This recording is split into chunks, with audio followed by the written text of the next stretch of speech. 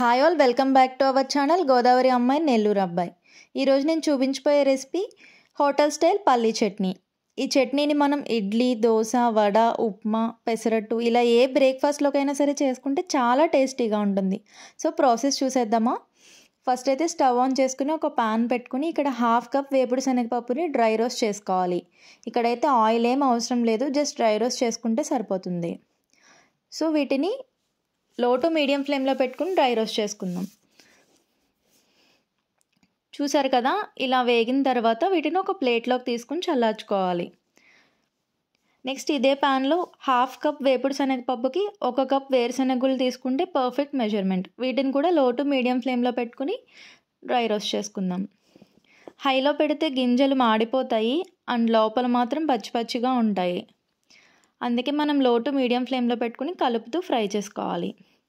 చూసారు కదా, ఇవి కూడా వేగిపోయాయి కాబట్టి వీటిని కూడా ఒక ప్లేట్లోకి తీసుకుందాం.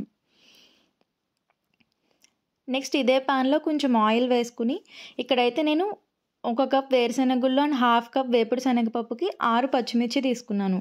మీరు మీ కారానికి తగినంత పచ్చిమిర్చి తీసుకుంటే సరిపోతుంది. పచ్చిమిర్చి కూడా వేసుకుని ఫ్రై చేసుకోవాలి. ఇలా ఫ్రై చేసుకున్న పచ్చిమిర్చిని కూడా ప్లేట్లోకి తీసుకుని చల్లార్చుకుందాం.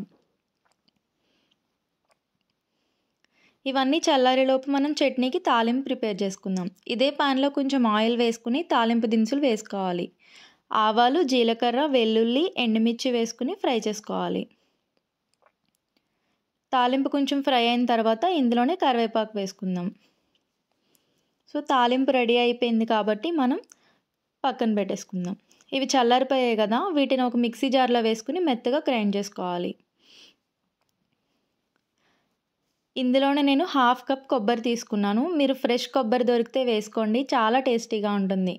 ఇక్కడ అవైలబుల్ లేదు కాబట్టి నేను ఫ్రోజన్ కొబ్బరి తీసుకున్నాను. ఇందులోనే తగినంత సాల్ట్ అండ్ 1 కప్ వాటర్ తీసుకుని మెత్తగా బ్లెండ్ చేసుకుందాం.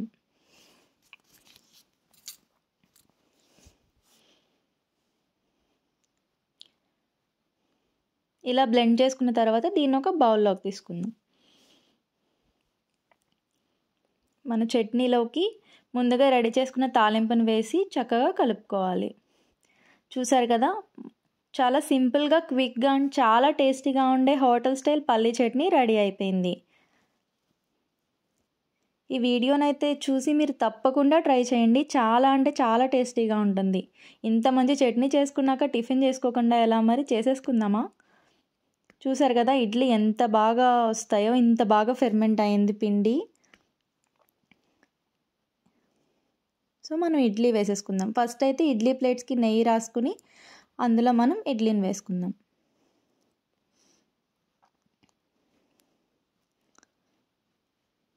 ఇడ్లీని ఒక 15 మినిట్స్ స్టీమ్ చేసుకుందాము.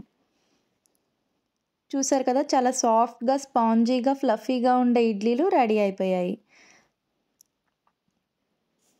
నేనైతే ఇక్కడ 1 కప్ మినప్పప్పుకి 2.5 గ్లాసులు ఇడ్లీ రవ్వ తీసుకుంటాను.